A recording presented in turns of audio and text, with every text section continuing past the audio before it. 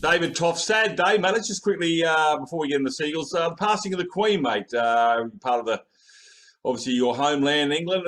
What's the vibe, mate? Yeah, I think it was approaching and things like that. So with her being ill and stuck in Scotland and things, so pretty sad day, yeah. But 96, good knock, and obviously gave a lot, pretty much. Well, gave everything to one job all her life. So yeah, I think I speak on behalf of most sort of Brits or global people really about a bit sad day, but yeah, new king somewhere along the line. So. Yeah. Well, it's somebody said there was a Cocker Spaniel on the throne this morning. I didn't realise it was a King Charles. There you go. Let's move on. Yeah. I thought when I was sat down this morning just before my shower, I was sat on the throne as well. So it was a slightly different throne, really. So yes. But yeah. Anyway, we'll have to change all our coins. Okay, Seagulls TV. Obviously, we're talking about this weekend's the one-day competition starts. Last weekend, I had to buy the boys a reset. This weekend, well, as we speak, it's raining, but I think it'll be fine for tomorrow. You looking forward to the longer format, Dave? Yeah, I think I've been injured since I sort of played the T20s again with the second grade and stuff. So from my perspective, yeah, I think the whole club is looking forward to getting out to the 2-day format. I know this is the 50 over comp stuff and things like that. But it just gives a good stepping stone. I think previously last time from having that rather than switching in between the 3 formats over the year, it's into the 50 over and then straight into the 2-day stuff and that for the foreseeable. So that's really good. I think good move from by the league and I think we sort of prefer the longer format, if that's fair. Yeah. But we did all right in the shorter formats last year. So it's I think sort of where our team's at across the sort of first and second grade, I think they sort of suit the longer format. So that's good. You got the animal back, Cameron Trask or Trask? Yeah, the big dog. Yeah, I don't know where he's been hiding. He just goes away into his little wolf pack during the winter and then the pops out, get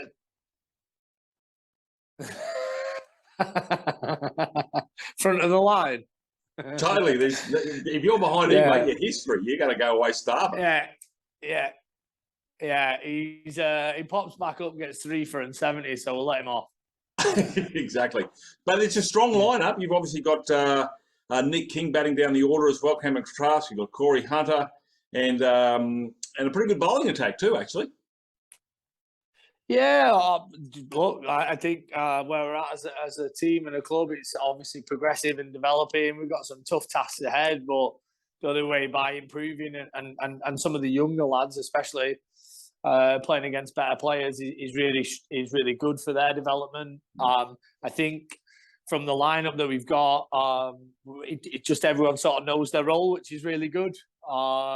You've got guys like you say, Kingy batting in the middle now, which is better, sort of bringing us home. Hopefully, Trasky and Corey at the top, setting the sort of standard, and then I think throughout where Grayson sort of picked up quite a lot of his runs early on last year was sort of getting 40, 50, 60, 70 in the middle order.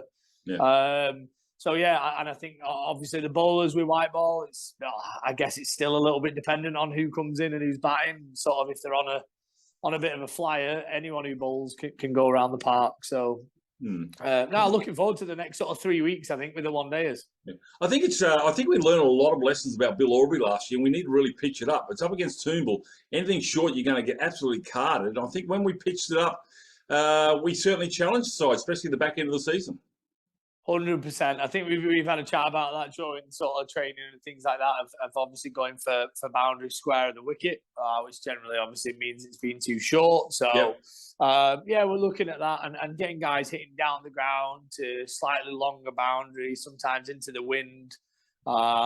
It just sort of suits us and some of our bowlers as well. If we haven't got guys who are express pace, etc., we've got to find ways of either bowling probably cutters and a little bit fuller because you're not going to sort of bowl them a short ball and get them out that way. So, just things to work on. Like, it's really good. Like, I think it's a really positive sort of step into these next 3 one-days just to see how we get on, to be honest. Yeah, you're right. We haven't got the real quick bowlers here, but we've got to play smart cricket and pitch it up and take it on. Obviously, our field placing and Corey's very good at that. Second grade also strong. They've got Cayman Poole, Tom Gossett, Jordan Kingdom. These guys are certainly starting to flourish. So there's a little bit of pressure there. There's cricket happening. The women's starts this weekend as well. Obviously, a washout last weekend, but they're back as well. So green and gold everywhere, mate. Yeah, I love it. Yeah, I think it's been a year of this year where last year we had a bit of a transitional year, and I think then Harsha brought in sort of an aspect of, and the coaching staff and the team have sort of embraced a bit of responsibility. To be honest, if you're batting at the top, score the runs. If you're opening the bowling, take the early wickets. And like I say, if you've got that role in the side where that's your expectation and that's the responsibility you've got, sort of embrace it and make sure you do it. Really, it's good. We need to start sort of winning games of cricket, and that's the best way to do it. Yeah, the last thing we want to be doing is what we sometimes do is sort of need to win the last couple of games to qualify. So we need to get out of the blocks nice. As I said, the women's are starting this weekend. They're at Bill Aubrey, their captain Amy Riddell, and the Lord Taverners as well. They're on the park as well. So yeah, it's a great time to be part of cricket as well, mate. So it'd be good to get out there. I just want to.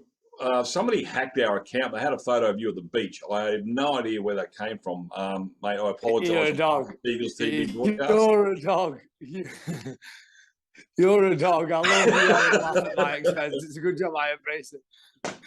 That is literally me at the beach at the minute. Well, I say at the beach. I came into work this morning and it's like doomsday. So I don't know what's going on with the weather here. It's meant to be what I came over here for sun and all I've got is rain since I came. It is ugly, but anyway, I'll be glad when the back end of it. And just quickly, mate. Obviously, yourself. When do you expect to be back in the? I'm trying to sort of make potentially the last one day. I'm hoping that's my target. If not, the first 2 days. I think we've got Sunny Coast at home in about 3 weeks' time. So 3 Saturdays' time. I'm hopefully. Back to trying to sort of, and in that time, obviously building up with a bit of training, I've had a lack of practice and stuff like that. So get back into hopefully being scoring runs at the top end of the order. So that's the plan. Fingers crossed it all goes. But great time to be a part of the group, and even with people out or people missing or left from last year, it just gives chance for even more sort of blokes to come in and step up and take the spot. Really. So why not? Let's keep rolling on. Look to the future. Eh? Most certainly, yeah. Well, we'll look forward to it. Let's just see what your proctologist says and see when you can come back. That'll be fantastic, mate. Yeah, well, catch you soon. All right, we'll talk to you next week, mate. I'm getting out of it. Bye-bye. See ya.